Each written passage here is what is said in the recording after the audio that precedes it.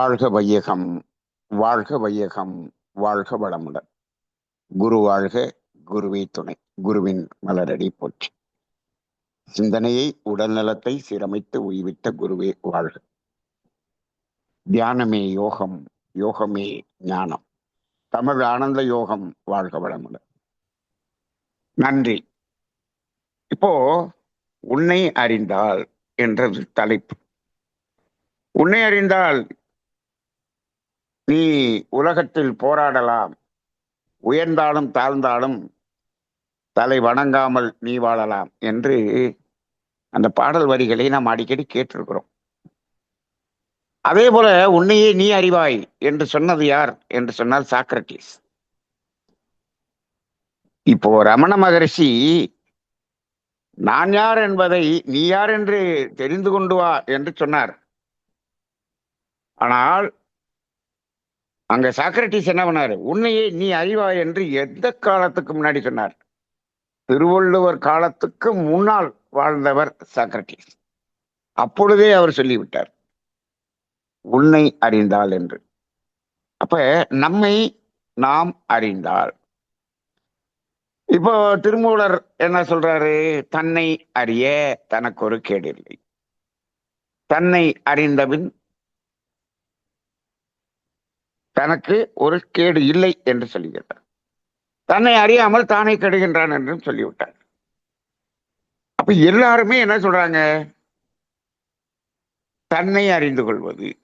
என்னத்தை அறிந்து கொள்வது என்று சொன்னால் ஒன்றே ஒன்றுதான், உண்மையை உணர்ந்து கொள்வது. மகரிஷி எப்படி சொல்லிட்டாருன்னா, எல்லாத்தையும் ஒட்டு மொத்தமா மகரிஷி ஒரே 2 வார்த்தையில போட்டிருக்கார். உண்மை உணர்வு, உண்மை உணர்தல் என்று சொல்லிவிட்டார். அப்ப உண்மையை உணர்தல் என்று சொன்னால், உண்மை என்றால் ஒன்றே ஒன்றுதான். எந்த ஒன்று நிலையாகவும் இருந்து கொண்டு அலையாகவும் இருந்து கொண்டு நீக்கமற எங்கும் நிறைந்திருக்கிறதோ அந்த ஒன்றை உணர்ந்து கொள்தல், அதான் உண்மை உணர்வு. அப்ப மகரிஷி சொன்னது உண்மை உணர்தல் என்று சொல்லிவிட்டார். தன்னை உணர்தல். உண்மையை உணர்ந்தால் அங்கு எல்லாமே உணர்த்தப்பட்டுவிடும் என்று சொல்லிவிட்டார். சரி, இது பெரிய தத்துவம், அது இருக்கட்டும். இந்த அளவுக்கு தத்துவத்துக்கு போறது இருக்கட்டும். முதல்ல உன்னை அறிந்தால் என்று சொல்லும் பொழுது நான் அடிக்கடி இதை சிந்தனை செய்து பார்க்கும்போது இதை 3 வகையாக பிரிக்க வேண்டும் என்று நான் நினைப்பேன். சாதாரண பாமர மக்களுக்கு எதை அறிய வேண்டும்? நான் யார் தத்துவத்தை அறிய. முதல்ல இருக்கிற பிரச்சனை தீரணுமேப்பான்னு சொல்லுவான். அப்ப என்ன செய்யணும்? முதலில் உன்னை அறிந்தால் என்ற நிலையில் இந்த சமுதாயம் வாழ்கிறதா என்று கேட்டால் இல்லை. அவரவர் தன்னை அறிந்து கொண்டு வாழ்கிறார்களா என்றால் இல்லை. எதை அறிந்து கொண்டு? தன்னை அறியறது இருக்கட்டும், தன் நிலையை அறிந்து கொண்டு வாழ்கிறார்களா? இங்கே ஒரு பெரிய கேள்வி இருக்கிறது. தன்னிலை என்றால் தன்னுடைய வயது, தன்னுடைய உடலின் நிலை, தன்னுடைய பொருளாதாரத்தின் நிலை, தன்னுடைய சமுதாயத்தின் நிலை. இதுல இப்ப நம்மிடம் என்ன இருக்கிறது, நாம் என்ன வயதில் இருக்கிறோம், என்ன தேவையில் இருக்கிறோம், இந்த தேவையை இந்த பொருளை கொண்டு எப்படி நிறைவேற்றுவது என்ற அந்த ஒன்றை உணர்ந்திருக்கிறோமா? எத்தனை பேர் உணர்ந்திருக்கிறோம்? இங்கேயே பிரச்சனை வருது. தன்னுடைய பொருளாதார நிலையை உணர்ந்து அந்த இருக்கும் பொருளை கொண்டு அந்த தேவையை நிறைவேற்றிக் கொள்ளக்கூடிய தன்னை உணர்தல் என்பது முதலில் வர வேண்டும். இதை கூட கண்ணதாசன் பாடல்ல ஒரு வரி வரும். எல்லாத்தையும் கண்ணதாசன் எப்படிதான் சொல்லி வச்சவர தெரியல, எல்லா இடத்துலையும் சொல்லி வச்சிருக்காரு. எப்படி சொல்லியிருக்காரு? இருப்பதை கொண்டு சிறப்புடன் வாழும் இலக்கணம் என்று எழுதுவார்.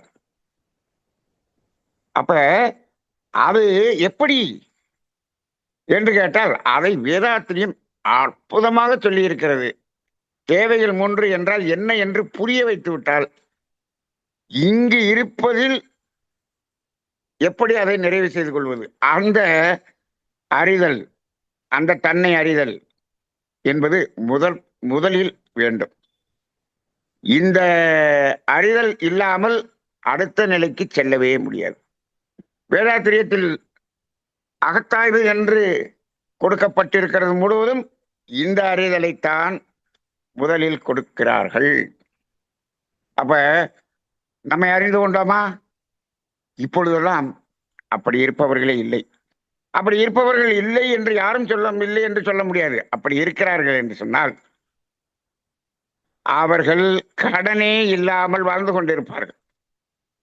யார் ஒருவர் கடனே இல்லாமல் வாழ்ந்து கொண்டிருக்கிறீர்களோ அங்கு நீங்கள் உங்களை அறிந்திருக்கிறீர்கள். உங்களது பொருளாதார நிலையை அறிந்து அதில் எப்படி வாழ்க்கை நடத்த வேண்டும் என்று நீங்கள் அறிந்திருப்பீர்கள். நிறைய பணம் இருந்துச்சுன்னா கடன் வாங்க வேண்டிய அவசியம் இல்லையே. நிறைய பணம் இருப்பவர்கள் தான் நிறைய கடன் வாங்குகிறார்கள். நீ சமுதாயத்தில் பாருங்க, நிறைய பணம் இருப்பவர்கள் தான் நிறைய பெரிய கடன் வாங்குகிறார்கள். கடன் இல்லாமல் வாழ்பவர்கள் மிக மிக மிக சொற்பம்.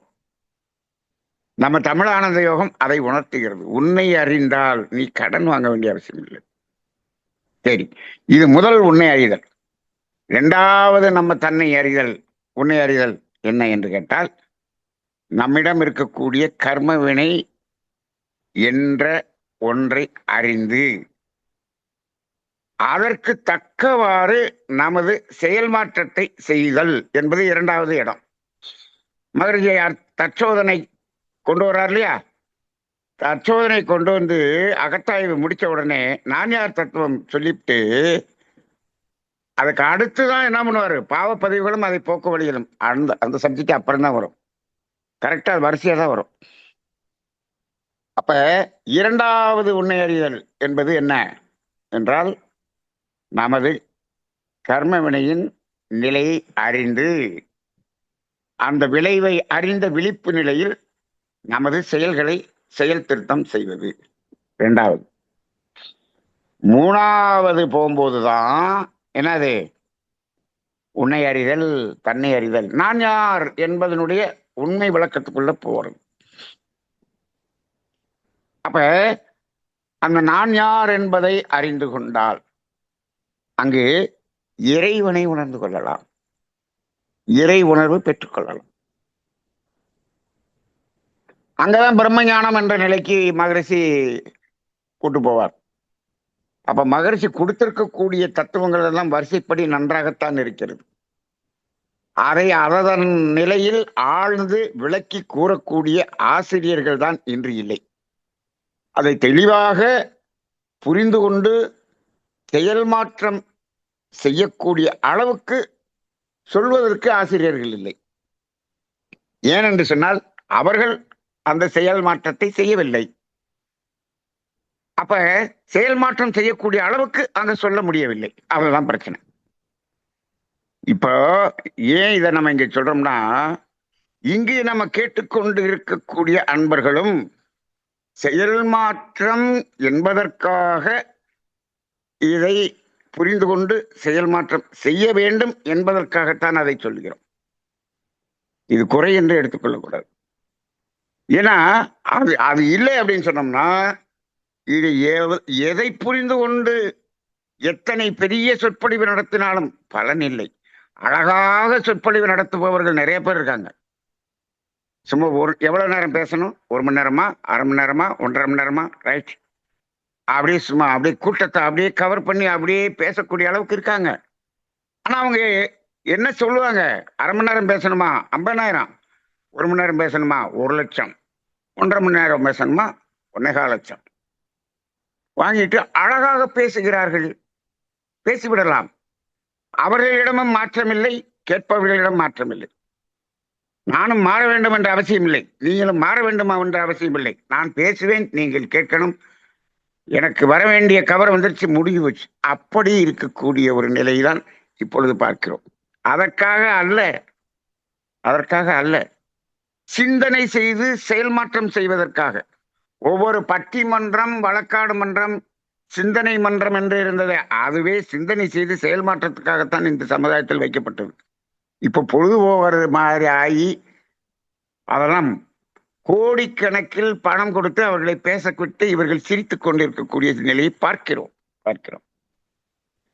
அது வேஸ்ட் ஆஃப் டைம், காலத்தின் விரயம் என்றுதான் சொல்ல வேண்டும். சரி, அப்ப அங்கு கடைசியாக நான் யார் என்பதை உணர்ந்து கொள்ளக்கூடிய ஒரு நிலை. இப்போ இந்த இடத்துல நான் ஒரு சிறிய கேள்வியை உங்கள் சிந்தனைக்கு கேள்வியாக வைத்துவிட்டு இன்றைய உரையை நிறைவு செய்து கொள்ள இருக்கிறேன். என்ன என்று சொன்னால், இன்று காலை மன்றத்தில் பேசும்போது எனக்குள்ளாக ஒரு கேள்வி எழுந்தது. அந்த கேள்வியை இப்போ உங்கள் முன் சமர்ப்பிக்கிறேன். என்ன கேள்வி என்றால், இப்ப நம்ம என்ன சொல்றோம், மனிதனுக்கும் இறைவனுக்கும் என்ன வித்தியாசம்? இறைவன் கூட்டல் ஆணவம் கண்மம் மாயை இஸ் ஈக்குவல் டு மனிதன். இந்த ஃபார்முலா அடிக்கடி பேசியிருப்போம். இறைவன் மைனஸ் ஆணவம் கண்மம் மாயை இஸ் ஈக்குவல் டு மனிதன், மைனஸ் ஆணவம் கண்மம் மாயை இஸ் ஈக்குவல் டு இறைவன். ரைட். இப்போ இதுல மாயை என்பது என்ன, கண்மம் என்பது என்ன, ஆணவம் என்பது என்ன? இதுல எது முதல்ல தோன்றியது? ஆணவம். ஆணவத்தினால் வந்தது கண்மம். கண்மத்தின் அடிப்படையிலேயே மீண்டும் செயல் செய்தால் அது மாயை. அவ்வளவுதான். ஆணவம்ங்கிறது என்ன சொல்லியிருக்கோம்? நான் எனது என்ற தன்முனைப்பு என்று சொல்லியிருக்கோம். நிறைய படிச்சிருப்போம். நான் எனது. இதை ஒரு தாய் தந்தை என்று எடுத்துக்கொண்டால் அதற்கு பிறந்த குழந்தைகள் பேராசை சினம், பேராசை சினம், கடும்பற்று, முறையற்ற பால் கவர்ச்சி, உயர்வாழ் மனப்பான்மை, பஞ்சம், மனப்பாடம் பண்ணி இதெல்லாம் சொல்லியிருக்கோம். 6 குணங்கள், 6 குணங்களை சீரமைக்கணும். அப்ப ஆணவம் என்பது நான் எனது. அந்த ஆணவத்தினால் செய்த செயல் அது பதிவாகும் போது அது கண்மம். சரி, அந்த பதிவின் அடிப்படையில் தோன்றக்கூடிய எண்ணங்களிலிருந்து அது மீண்டும் செயலாக மாறும் பொழுது அது மாயை. இந்த இடத்துலதான் நம்ம என்ன புரிஞ்சுக்கணும், அந்த கண்மம் என்பதின் அடிப்படையில் எழக்கூடிய எண்ணங்கள் மீண்டும் செயலாக மாறும் பொழுதுதான் ஆசை. அப்ப எண்ணங்கள் என்பது அந்த கண்மம் என்ற பதிவில் இருந்துதான் தோன்றுகிறது என்பதை மீண்டும் மீண்டும் மீண்டும் ஆழமாக உணர்ந்து கொள்ள வேண்டிய ஒரு காலகட்டம். ஏனென்று சொன்னால், இப்பொழுது நமது வேதாத்திரி ஆசிரியர்களே பல பேர் எண்ணம் என்பது தோன்றுகிறது என்றால் அது இயற்கையிலிருந்து தோன்றுகிறது, இறைவனிடமிருந்து தோன்றுகிறது என்று சொல்லிக்கொண்டு இருக்கக்கூடியதை பார்க்கிறோம், கேட்டுக்கொண்டிருக்கிறோம். மகரிஷி அவர்கள் தெளிவாக சொல்லியிருக்கிறார், அந்த அனுபவ பதிவிலிருந்து தோன்றுவதுதான் எண்ணம். அப்ப அந்த எண்ணம் கண்மம் என்பதில் தோன்றக்கூடியதாக இருக்கிறது. அது மீண்டும் செயலாக மாறும் பொழுதுதான் மாயை. மாயை. நல்ல எண்ணம் தோன்றுவது, நல்ல எண்ணம் தோன்றுவது இறைநிலையிலிருந்து தோன்றுகிறது, அன்பும் கருணையிலிருந்து தோன்றுகிறது. அப்ப பெரும்பாலும் இந்த அன்பும் கருணையுமான அந்த எண்ணம் என்பது இப்பொழுதெல்லாம் தோன்றுவதே இல்லை, தோன்றுவதே இல்லை. சார், நல்ல எண்ணம் முழுதும் அன்பும் கருணையின் அடிப்படையில தானே சார் தோன்றுது. ஆமாம். அது எப்படி இருக்கும்? அதில் இம்மி அளவு கூட எதிர்பார்ப்பு என்பது இருக்கக்கூடாது. இப்பொழுது நல்லது செய்துவிட்டு நல்லது செய்ததற்கு எனக்கு என்ன கிடைக்கும் என்று செய்யக்கூடிய நல்லதெல்லாம் கண்மத்தின் அடிப்படையில் செய்யக்கூடியதுதான் தவிர அன்பும் கருணையின் அடிப்படையில் செய்யக்கூடியது அல்ல அல்ல. அப்ப அன்பும் கருணையும் அடிப்படையில் இப்ப எங்கேயாவது இருக்கான்னு கேட்டா இல்ல. நல்லது செய்யறவங்களும் நல்லது செய்யவில்லை, அது புரிந்து கொள்ள வேண்டும். சரி, அப்ப இப்ப மாயை, மாயை முதல்ல விலகணும். அப்ப இந்த எண்ணங்களை செயலாக மாற்றக்கூடாது என்ற அந்த சிந்தனை, அதான் எண்ணம் ஆராய்தல். மாயையிலிருந்து விலகுவதற்கு எண்ணம் ஆராய்தல். அடுத்து கண்மம். இந்த கண்மம் வந்ததுக்கான காரணம் என்ன? ஆணவம் சொல்லிட்டோம். ஆணவம்ங்கிறது என்ன? நான் எனது. அப்ப எது இறைவனாக மாறுவதற்கு, இறை உணர்வு பெறுவதற்கு எது தடையாக இருக்கிறது? நான் எனது என்பது தடையாக இருக்கிறது. சரி, இப்ப இங்கதான் என்னுடைய கேள்வி. நான் எனது என்ற இரண்டும் தடையாக இருக்கிறது. இப்போ இறை உணர்வு பெறுகிறோம் என்று வைத்துக் கொள்ளும். அந்த இறை உணர்வு பெறுவது யார்? இறை உணர்வை பெறுவது யார்? நான். நான் தானே இறை உணர்வு பெற முடியும். இறை உணர்வு பெறுவது என்று சொன்னால் அந்த இறை உணர்வை பெறுவதற்காகத்தானே நான் இங்கு உடல் எடுத்து வந்திருக்கிறேன் என்று நம்ம வாழ்வின் நோக்கம் படிச்சிருக்கோமா? அப்ப அந்த இடத்தில் இந்த கர்ம வினையெல்லாம் கழிந்து குறைந்து அந்த இறை உணர்வு பெறக்கூடிய இடத்தில் இறை உணர்வை பெறுவது யார்? நான். அப்ப நான் என்பது தடையாக இருந்தால் நான் எப்படி இறை உணர்வை பெற முடியும்? நான் எனது என்பதுதான் தடை என்று சொல்லிவிட்டோமே. அப்ப அதே நான் என்பதுதானே அங்க இறை உணர்வை பெறுகிறது. அப்ப நான் என்பது எப்படி தடையாக இருக்க முடியும் என்று ஒரு கேள்வி இருக்கிறது. அப்ப நான் எனதுங்கிறத எடுத்துட்டீங்கன்னு வச்சுக்கங்க, அந்த நான்கிறத இல்லை. அங்க நான் எனது என்ற ஆணவத்தை நீக்கிவிட்டோம் அப்படின்னு நான் எனதுங்கிறத எடுத்துட்டோம். அங்க இறை உணர்வு இறைவனோடு பெறுவது யார்? அங்க நானே போயிருச்சே. அங்க இறைவன் மட்டும்தான் இருக்கிறான். அப்ப இறை உணர்வுங்கிறதே இல்லை. அங்க உணர்வுங்கிறதுக்கே இடம் இல்லை, வேலையே இல்லை. அப்ப இங்க என்ன ஒரு கேள்வி வருகிறதா? அப்ப இந்த இறை உணர்வு பெறுவதற்கு நான் எனது என்ற ஆணவம் தடையாக இருக்கிறது என்று சொல்கிறோமே, இது சரியா என்று ஒரு கேள்வி பிறந்தது. அந்த கேள்வி பிறந்த பொழுதுதான் என்னன்னா, இந்த நான் எனது என்று சொல்கிறோமே, இதில் எனது என்பது தெளிவாக இருக்கிறது. இந்த நான் என்பது என்ன அப்படின்னு பார்க்கும் பொழுது, இப்ப நான் யார் தத்துவத்தை நம்ம விளங்கி கொண்டு அது உடல் அல்ல, மனமல்ல, உயிரல்ல, இப்படியே போய் எங்க போய் நின்னோம்? நான் என்பது அறிவாகிய தெய்வம் என்று சொல்லிட்டோம்.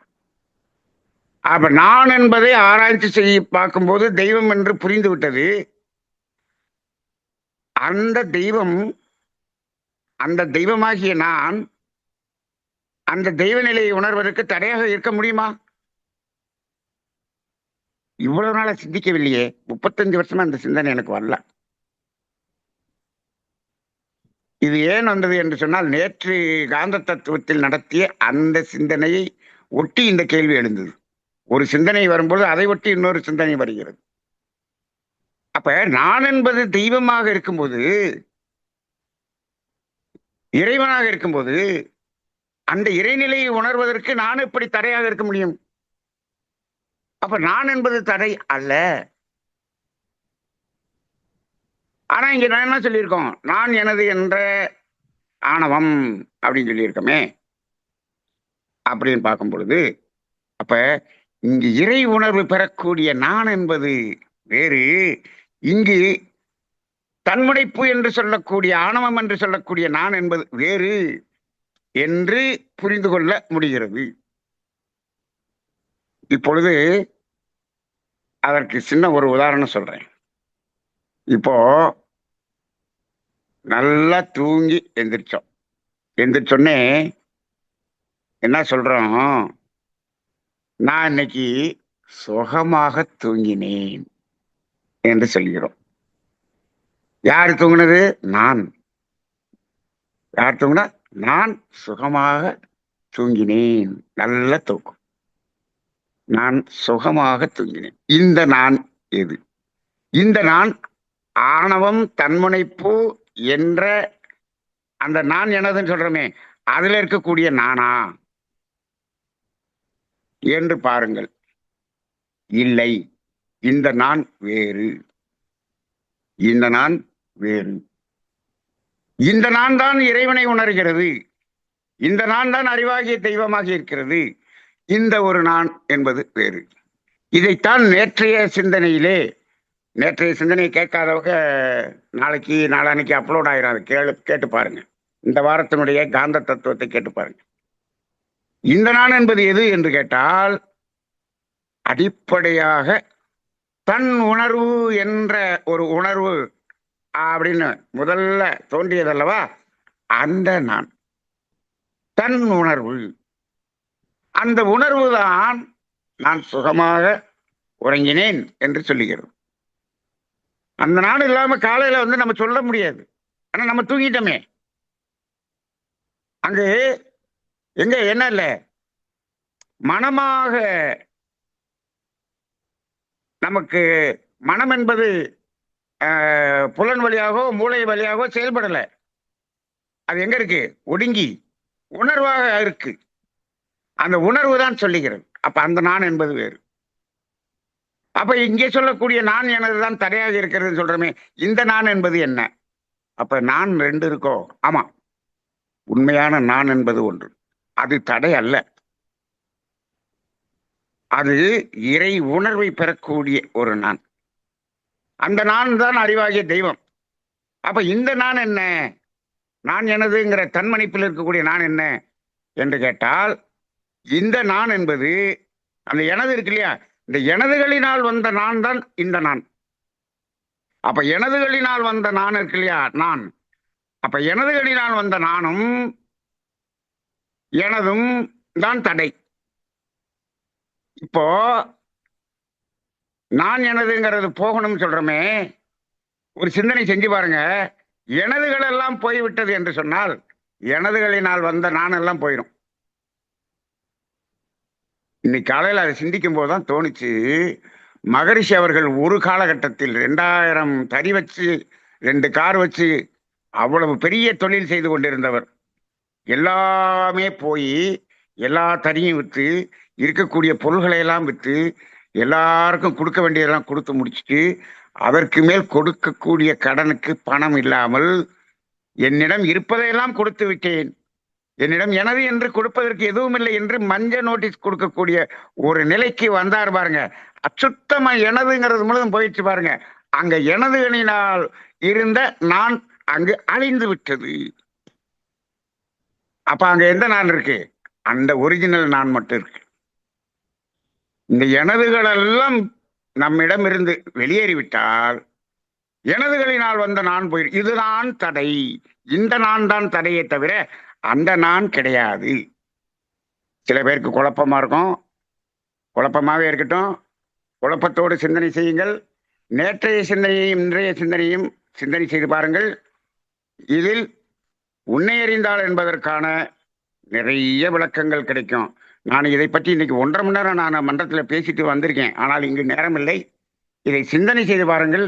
நீங்கள் சிந்தனை செய்து கொண்டு மீண்டும் மீண்டும் நம்ம தமிழானந்த யோகத்தில் பயணித்துக் கொண்டிருந்தால் இதற்கு உரிய இன்னும் ஆழமான விடை கிடைக்கும் என்பதை குறிக்கொண்டு இன்றைய சிந்தனையை வெளிப்படுத்திய ஜமுனாராணி அம்மா அவர்களுக்கு மீண்டும் ஒரு முறை நன்றி கூறி நிறைவு செய்கிறேன். வாழ்க வையகம், வாழ்க வையகம், வாழ்க வளமுடன். நன்றி ஐயா, வாழ்க வளமுடன். நன்றிங்க ஐயா, வாழ்க வளமுடன். நன்றிங்கம்மா, வாழ்க வளமுடன்.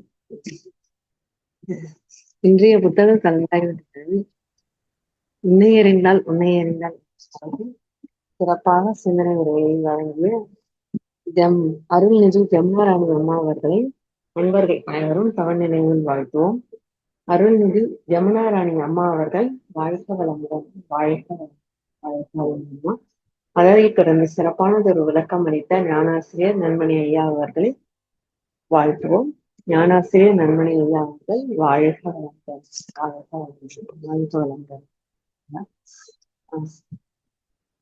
அம்மா எனக்கு நிறைய விளக்கம் கொடுத்தாங்க, நிறைய குறிப்பு கொடுத்தாங்க. சிறப்பா இருந்தது அம்மாவோட.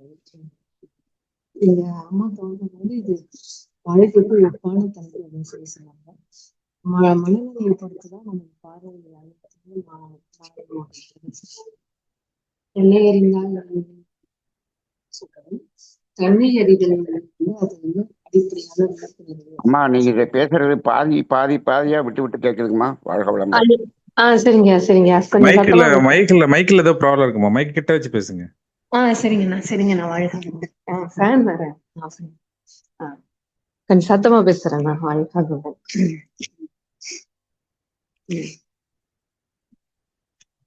அம்மா வந்து உன்னை எறிதால் உன்னை எறிந்தாள்ன்ற இதுல வந்து அம்மா வந்து நான் யார்ன்ற தத்துவத்தை வந்து அதுக்கப்புறம் சொன்னாங்க. நம்ம சுவாமிஜியோட தற்சோதனை பயிற்சி எல்லாம் சொல்லி சொன்னாங்க. நான் யாருன்னு வந்து அதிகமா சொன்னது வந்து ரமண மகரிஷி அப்படின்னு சொல்லி சொன்னாங்க. அவர் யாரு போய் அவர்கிட்ட விளக்கம் கேட்டாலும் ரமண மகரிஷி முதல்ல சொல்றது நான் யாருன்னு நீங்க முதல்ல உன்னை இது பண்ணுங்க அப்படின்னு சொல்லிட்டு தான் அத சொல்லுவாரு. அது எழுதிதான் கொடுப்பாருன்னு சொல்லுவாங்க. ஐயா வந்து சொல்லக்கூட மாட்டாங்க, எழுதி கொடுத்துருவாங்க அப்படின்னு சொல்லுவாங்க. அப்ப பால் பிளின்டன் ஐயாவும் அவர் வந்து வெளிநாட்டுல இருந்து இங்க வந்து அவரை போய் பார்க்கும்போது அப்ப வந்து அவருக்கும் இதேதான் அவர் சொன்னாரு. அப்ப அவர் வந்து கடைசியில அவர் அந்த புத்தகத்தை எழுதுறதுக்காக வந்தவர். அவர் எழுதி முடிக்கும் ஒரே ஒரு வரியில முடிச்சதா சொன்னாங்க. நான் முதல் சந்திப்பிலேயே இழந்து விட்டேன் அப்படின்னு சொல்லி முடிச்சுட்டதா சொன்னாங்க. தன்னை அறிதல் தான் இது வந்து வேணும் நம்ம அப்படின்னு சொன்னாங்க. அந்த ஆத்ம தரிசனம் அதை பத்தி சொன்னாங்க. நம்ம இருப்பின் சுகத்தை அனுபவிப்பவங்க வந்து ஞானிகள் அப்படின்னு சொன்னாங்க. மனம்தான் நம்ம வந்து எல்லாத்துக்கும் காரணம். நம்ம மனம் போன போக்குல எல்லாத்துலயும் நம்ம போய்கொண்டே இருக்கிறோம் அப்படின்னு சொன்னாங்க. நம்ம வந்து இயல்பாக நம்ம வந்து உணரணும் அப்படின்ற சொன்னாங்க. அந்த தன்முனைப்புன்றத இருக்கணும் அப்படின்னு சொன்னாங்க. எல்லாவற்றுக்கும் காரணம் இந்த தன்முனைப்பு தான். நம்மளுடைய கர்ம வினையினாலதான் இந்த வந்து தன்முனைப்பு எழுது அப்படின்னு சொன்னாங்க. நம்ம தொண்டுல ஈடுபடும் போது இந்த தன்முனைப்பு குறையும் அப்படின்னு சொன்னாங்க. உண்மையின் என்பதுதான் அன்பு. நம்ம தன்முனைப்பு அடங்கணும்னா இறை உணர்வு வேண்டும் அப்படின்னு சொன்னாங்க. கல்லும் மரமும் எப்பவுமே தவ நிலையில தான் இருக்கு அப்படின்னு சொன்னாங்க. மனிதன் மட்டும்தான் இப்படி இருக்காங்கன்றத இது சொன்னாங்க. ஒன்றும் நினையாமல் தன்னையும் மறையாமல் இருப்பதுதான் இந்த தவ நினைவு அப்படின்னு சொல்லி சொன்னாங்க. அப்புறம் அம்மா வந்து கடைசியா நிறைவு செய்யும் போது நம்ம அறிவில் முழுமை பெறணும், ஆன்மாவாக நம்ம எப்பவுமே இருக்கணும்னு சொல்லி அம்மா வந்து நிறைவு செய்தாங்க. ஐயா அப்புறம் சொன்னாங்க. ஐயா வந்து உன்னை எறிந்தால் இதுக்கு வந்து துவங்கும் போது ஐயா சொன்னது வந்து உலகத்துல எல்லாரும் மக்கள் வந்து நம்ம அறியாம உலகத்துல அதுக்காக தான் போராடிட்டு கொண்டு இருக்காங்க. சாக்ரட்டிஸ் சொன்னாங்க. உன்னையே நீ அறிவாயின்னு சாக்ரட்டிஸ் சொன்னாங்க. ஏன்னா அவர் வந்து ரொம்ப வருஷம் திருவள்ளுவர் காலத்துக்கு முன்னையே அவர் வந்து இத சொல்லி வச்சாங்க அப்படின்னு சொன்னாங்க. அப்ப தன்னை அறிதல் அப்படின்னு சொல்லி சொன்னாங்க. சுவாமிஜி நம்மளுக்கு கொடுத்தது வந்து உண்மை உணர்வு, உண்மை உணர்தல். இததான் நம்ம சுவாமிஜி நம்மளுக்கு கொடுத்தாங்க. அப்ப எந்த ஒன்றும் நிலையாகவும் அலையாகவும் இருந்து கொண்டு நீக்கமற நிறைந்து இருப்பதுதான் உண்மை உணர்வு, உண்மைன்றத ஐயா சொன்னாங்க. உண்மை அறிந்தால் எந்த நிலையிலயும் நம்ம வந்து இப்போ இருக்க சமுதாயம் வாழுது அப்படின்றத ஐயா வந்து கேள்வியா வச்சாங்க. நம்மளுடைய நிலையை உணர்ந்து நம்ம வாழ்றாங்களா? அதாவது எப்படின்னா பொருளாதார நிலையை உணர்ந்து தன்னை அறியறது முதல்ல தன்னை அறிதல் அப்படின்னு சொன்னாங்க. அந்த இரண்டாவது தன்னை அறிதல்ன்றது வந்து கர்ம வினையை உணர்ந்து செயல் மாற்றம் செய்யறது. அப்ப விழிப்புணர்வு நிலையில நம்ம செயல்கள் செய்யறது. அது இரண்டாவது உன்னை அறிதல் அப்படின்னாங்க. மூன்றாவது என்னன்னா நான் யார் அப்படின்றது சொன்னாங்க. இறையுணர்வு பெறது தானே நம்ம அப்படின்னு சொன்னாங்க. நான் என்பது அறிவாகிய தெய்வம் அந்த இது. அதுக்கப்புறம் ஐயா வந்து இந்த மாயை கண்மம் ஆணவம் கண்மம் மாயை அதுக்கு விளக்கம் கொடுத்தாங்க ஐயா சிறப்பா. ஆணவம் நான் எனதுன்றது இந்த வந்து தன்முனைப்பு, அதுதான் ஆணவம். செயல் பதிவாகும் போது வருவது கண்மம். அந்த எண்ணங்கள்ல இருந்து நம்ம செயலாக வர்றது வந்து மாயை அப்படின்னு சொன்னாங்க. எண்ணம் எதனால வருதுன்னா நம்மளுடைய அனுபவ பதிவுல இருந்து வர்றதுதான் எண்ணங்கள். நல்ல எண்ணம்லாம் வந்து இறைநிலையிலிருந்து அன்பும் கருணையின் அடிப்படையில் தோன்றுவது. அதுதான் நல்ல எண்ணங்கள் அப்படின்னு சொன்னாங்க. ஆனா ஐயா இங்க ஒண்ணு குறிப்பிட்டு சொன்னாங்க. எண்ணம் முக்கியமா எழுறது நம்ம அனுபவ பதிவில இருந்துதான் வருவது எண்ணங்கள் அப்படின்னு சொன்னாங்க. அதை குறிப்பிட்டாங்க. முதல்ல நம்ம கிட்ட இருந்து மாயை வந்து விலக வேண்டும் அப்படின்னு சொன்னாங்க. அதுக்கு எது தடையா இருக்கு? நம்மளுடைய நான் எனதுதான் தடையா இருக்கு அப்படின்னு சொன்னாங்க. அது தடையை விளக்கும் போதுதான் நம்ம இறையுணர்வு பெற முடியும் அப்படின்னு சொன்னாங்க. நான் எனதை நீக்கிவிட்டால் வந்து நம்ம உண்மை உணர்வு பெற முடியும் அப்படின்னு சொல்லியிருந்தாங்க. நான் என்பது நான் அறிவாகிய தெய்வம் தானே. அந்த தெய்வமாகிய நான் வந்து இறை உணர்வு பெறத்துக்கு தடையா இருக்கா என்னன்னு ஐயா வந்து இன்னைக்கு நம்ம கிட்ட ஒரு கேள்வி கேட்டு இது பண்ணாங்க. எந்த நான்னு சொன்னாங்க. அப்ப நான் வந்து 2 நான் சொல்லி சொன்னாங்க. நான் என்பது இறை உணர்வு பெற தடையா இருக்குதா, அது அந்த நான் என்ன அப்படின்னு சொல்லி சொன்னாங்க. அப்ப வந்து வந்து ஐயா அதுக்கு நிறைய விளக்கம் கொடுத்தாங்க. அது எனக்கு சொல்ல முடியல. ஐயா சொன்ன மாதிரி நேத்து ஐயாவோட வந்து அந்த காந்த தத்துவமும் ஐயா கேட்க சொன்னாங்க. நேத்து அதையும் கேட்கும் போது நம்மளுக்கு இன்னும் நிறைய தெளிவு கிடைக்கும்னு சொன்னாங்க. அப்ப வந்து அடிப்படையான தன்னுணர்வு என்ற இதுதான் நான்ன்றதுன்னு சொன்னாங்க. மனம் என்பது உணர்வாக நமக்குள்ள ஒடுங்கி இருக்குது அப்படின்னு சொல்லி சொன்னாங்க. உண்மையான நான்ன்றது இறையுணர்வு பிறவாகிய அறிவாகிய தெய்வம் தான் உண்மையான நான் அது அப்படின்னு சொல்லி சொன்னாங்க. நான்றது எதுல இருந்து வந்த நான் அப்படின்னு சொல்லி ஐயா நிறைய கேள்வி நம்ம கிட்ட கேட்டு வச்சிருக்காங்க. அத வந்து நீங்க நிறைய சிந்தனை செய்ய சொன்னாங்க. நேத்து ஐயா சொன்ன இதுவும் இன்னைக்கு சிந்தனை உரையும் கேட்டு நிறைய சிந்தனைங்க நிறைய தெளிவு பிறக்கும் சொல்லி நிறைவு செய்தாங்க. நன்றிங்க. வாழ்க வளமுடன். ஐயா கேள்வி பதில் நிகழ்வு வைத்துக் கொள்ளலாம். வாழ்க வளமுடன். சில முக்கிய அறிவிப்புகள் பின் கேள்வி பதில் நிகழ்வு. கேள்வி கேட்க விரும்பும் அன்பர்கள் வந்து அன்ரைஸ் பண்ணாங்க. வாழ்க வளமுடன். தினமும் இணைப்பில் காலையும் மாலையும் தவமும் அதைத் தொடர்ந்து சிந்தனை விளக்கமும் நடைபெறுகின்றது. தினமும் காலை 5 மணிக்கு தவமும் அதைத் தொடர்ந்து வேதாத்திரிய சிந்தனை துளிகள் ஞானாசிரியர் நன்மணி ஐயாவால் வழங்கப்படுகின்றது. நாளை மாலை தவத்தினை தொடர்ந்து நாளை புதன்கிழமை நாளை மாலை தவத்தினை தொடர்ந்து தமிழர் வேளாண்மை, தமிழர் மருத்துவம், ஞானப்பிரகாசம் ஐயா அவர்களின் சிறப்பு சிந்தனை உரை நடைபெறுகின்றது. மரணத்தை வெல்வது உடலா மனமா என்ற தலைப்புல ஐயா வந்து சிந்தனை உரை கொடுக்க உள்ளார்கள். வியாழக்கிழமை மாலை தவத்தினை தொடர்ந்து கீதையின் சாரம் என்ற தலைப்புல பாகம் 2 பூபதி ஐயா அவர்கள் சிந்தனை உரை கொடுக்க உள்ளார்கள். வெள்ளிக்கிழமை மாலை தவத்தினை தொடர்ந்து மனிதனே இறைவன் என்ற தலைப்பில் பேராசிரியர் வேதாத்ரி விக்ரம் ஐயா அவர்கள் சிந்தனை உரை கொடுக்க உள்ளார்கள். சனிக்கிழமை மாலையும் ஞாயிற்றுக்கிழமை நிகழ்வுகள் நடைபெறாது. தினமும் காலை இணைப்பில் ஓங்கார தவமும், வெள்ளிக்கிழமையில் சாந்தி தவமும், சனிக்கிழமைகளில் ஆரோக்கிய தியானமும் நடைபெறுகின்றது. தினமும் இணைப்பில் காலை 4:40க்கும் மாலை 5:40க்கும் வேதாத்திரிய தத்துவ பாடல்கள் இசைக்கப்படுகின்றது. அனைவரும் அனைத்து நிகழ்வுகளிலும் கலந்து கொண்டு அனைவரும் பயன்பெறுமாறு கேட்டுக்கொள்கின்றோம். அனைவருக்கும் கேள்வி கேட்க விரும்பவும் ஆண்ட்ரைஸ் பண்ணலாங்க. ராஜி ஆனந்த், நீங்க அன்மியூட் பண்ணிட்டு பேசலாங்கம்மா. வாழ்க வளமுடன்மா. ஐயா வாழ்க வளமுடன் ஐயா. வாழ்க வளமுடன். சொல்லுங்க. சிறப்பா இருந்ததுங்க ஐயா. நேத்தும் சரி இன்னைக்கும் சரி நிறைய யோசிக்க வச்சுட்டே இருந்ததுங்க ஐயா. நன்றி ஐயா. இப்போ பொதுவா என்னோட புரிதல் இது சரிதானான்னு பாருங்க ஐயா. அதாவது வந்து இறை உணர்வும் அறநெறியும் ஒரு பக்கம்னா, இன்னொரு பக்கம் மனதின் 10 படிநிலைகள். நடுவுல நிக்கிறது அந்த தனித்த மனம். அது மௌனத்துல இருக்கும் பொழுது உணர முடியும். இல்ல சும்மா இருத்தல் அப்படிங்கிறதும் மௌனமும் ரெண்டும் ஒண்ணுதானா ஐயா? இந்த புரிதல் சரிதானா? அதாவதுங்கண்ணா, இப்ப சும்மா இருத்தல் அப்படிங்கிறது உடலா மனமா அப்படின்னு ஒரு கேள்வி வருது. அப்ப உடல் சும்மா இருத்தல் என்பது சும்மா இருத்தல் அல்ல. உடல் சும்மா இருப்பது மௌனமும் அல்ல. அப்ப மனம் சும்மா இருத்தல் அப்படின்னா அந்த இடத்துல என்ன, எண்ணமற்ற நிலை, அதுதான் சும்மா இருத்தல். எண்ணம் இல்லாமல் இருத்தல். சரி, அதுதான் மௌனம். எண்ணம் இல்லாமல் இருக்கும் போதுதான் மௌனம். இன்னைக்கு நம்ம மௌனம் இருக்கிறதெல்லாம் மௌனமே அல்ல, எண்ணம் இல்லாமல் இருக்கக்கூடியது மௌனம். சரி, அப்ப இந்த நிலையில வரும்போது மனம் எண்ணம் என்பதில் இணைவதில்லை. அதைத்தான் நம்ம தனித்த மனம் சொல்றோம்.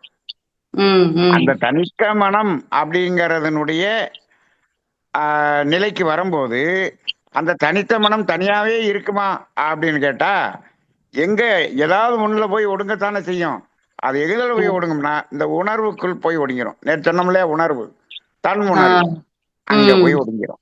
அப்ப என்ன ஆயிரும், அது நான் என்ற அறிவாகவே மாறிடும்.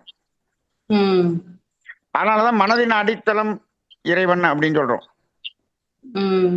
அப்ப அந்த தனித்த மனம் வரும்போது அந்த உணர்வுக்கு போயிடும். அங்க அந்த உணர்வுல இருக்கும்போது அது ஒரு நான் தானே. அங்க நான் இருக்கிறேனா இல்லையா? ஆமாங்க அந்த ஐயா. அந்த நான் என்பதுதான் ஒரிஜினல் நான் ம். அப்படிங்கிறது தான் போறோம். அதனால அஹ், நீங்க இந்த மௌனம் சும்மா இருத்தல் என்பதை எண்ணம் இல்லாமல் இருத்தல் அப்படின்னு புரிஞ்சுக்கணுமா, அவ்வளவுதான். சரி. அப்போ மனசுக்கு எப்பவுமே ஹோல்டு தேவையா ஐயா? அது தனித்து இருக்காத, ஒண்ணு உணர்வுக்குள்ள போயிடுது, இல்லைன்னா உணர்ச்சிக்குள்ள போயிடுதா ஐயா?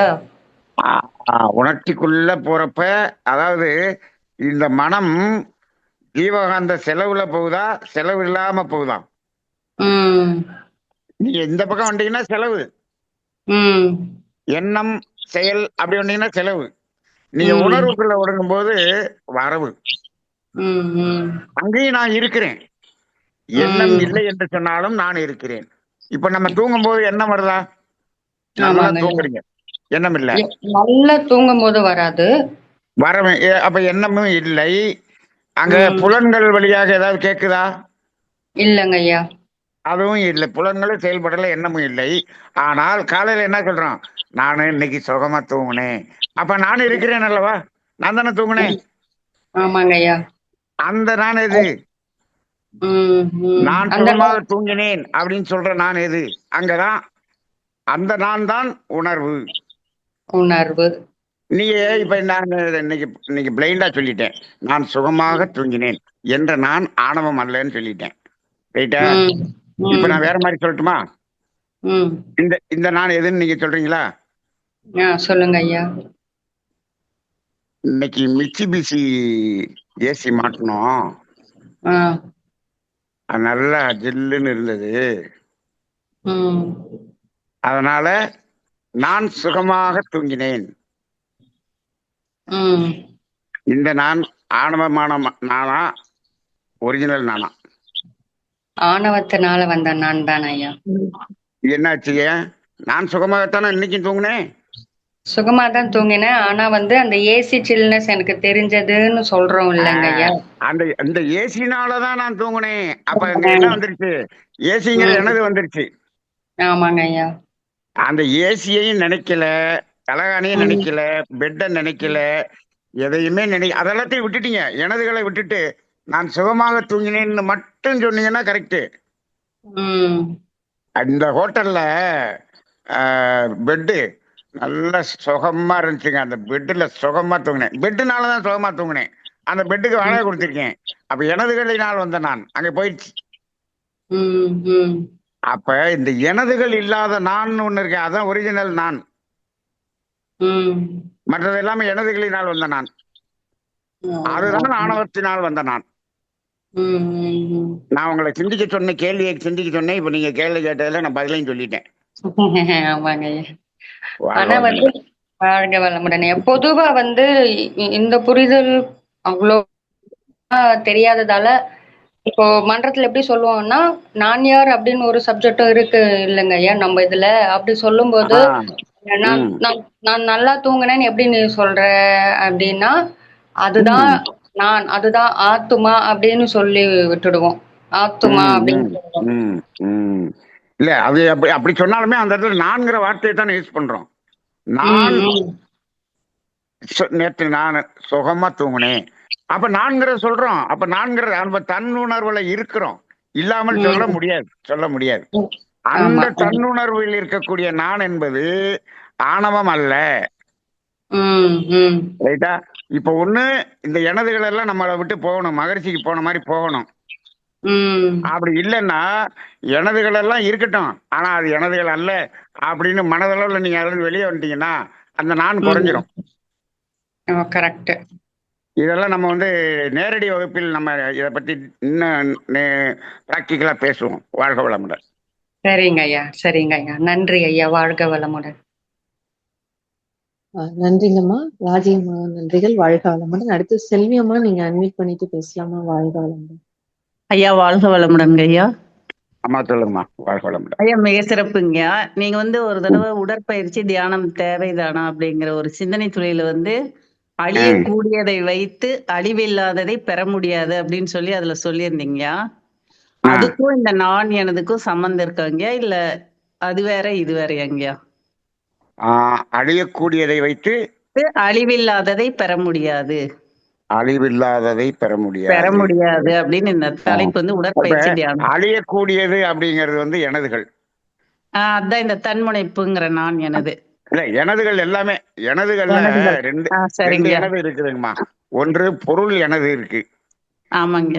இன்னொன்று உறவு எனதுன்னு இருக்கு. ஆமாங்க. இப்ப இந்த எனதுங்கிற பொருள் எப்ப வேணாலும் அது நம்மளை விட்டு போயிடும். ஆமாங்க. அது அழியக்கூடியது.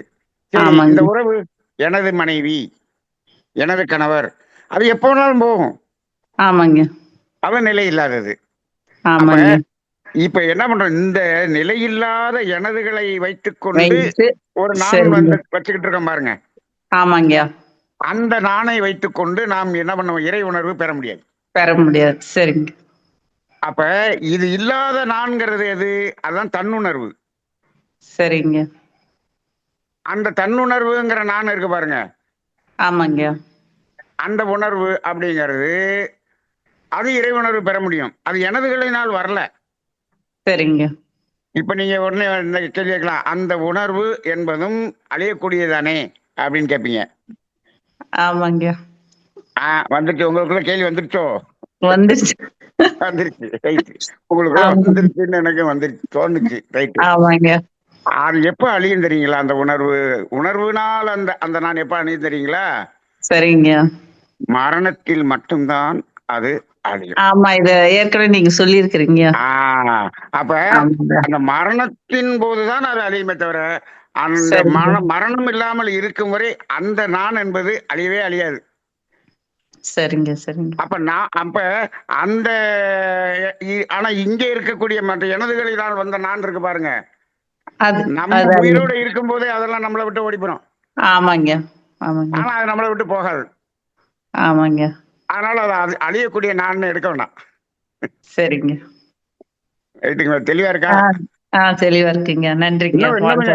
அதாவது இப்ப நேற்று இன்னைக்கு பேசின சப்ஜெக்ட் வந்து ரொம்ப ஒரு ரொம்ப ரொம்ப ஒரு ஆமாங்க. புதிய கோணத்தில் இதை கொண்டு போற மாதிரியான ஒரு சப்ஜெக்டா இருக்குது.